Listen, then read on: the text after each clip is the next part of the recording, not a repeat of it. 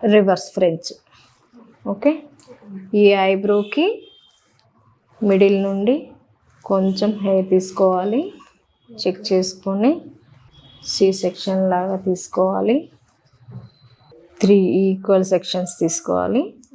తీసుకొని కిందకి నుండి ఒక 1 ఇంచ్ వరకు హెయిర్ తీసుకొని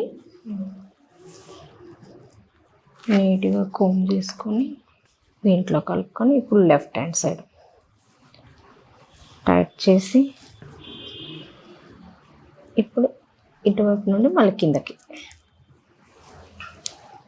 ఓకే, మళ్ళీ ఇటు టైట్ చేసుకో.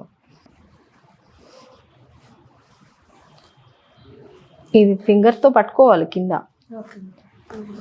పట్టుకోకపోతే మళ్ళీ అంతా జారిపోతుంది. క్లియరా?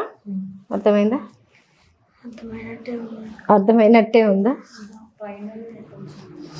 పైన ఇట్లా కిందికి తీయడమే, ఇట్లా తీస్తాం కదా మేడం తాయి, తీసినాక కిందికి అనడమే తెలుస్తుంది. కిందకి మనము ఫ్రెంచ్ చేసాం కదా, ఫ్రెంచ్ చేసేటప్పుడు ఏం చేసాము, 3 సెక్షన్స్ తీసుకొని సెకండ్ సెక్షన్ తీసుకునేటప్పుడు అది తీసి పైకి పెట్టాం. ఆ పైన పెట్టకుండా ఇప్పుడు కింద పెడుతున్నాం.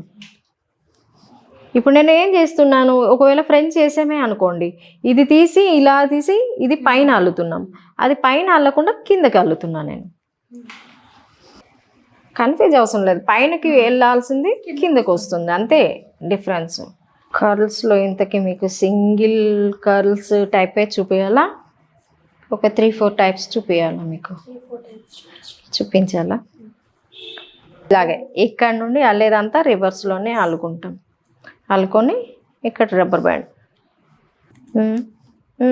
ఇప్పుడు పెట్టాలనుకుంటే ఫ్లవర్స్ పెట్టవచ్చు, పర్ల్స్ పెట్టవచ్చు, బీడ్స్ పెట్టవచ్చు, ఏమైనా.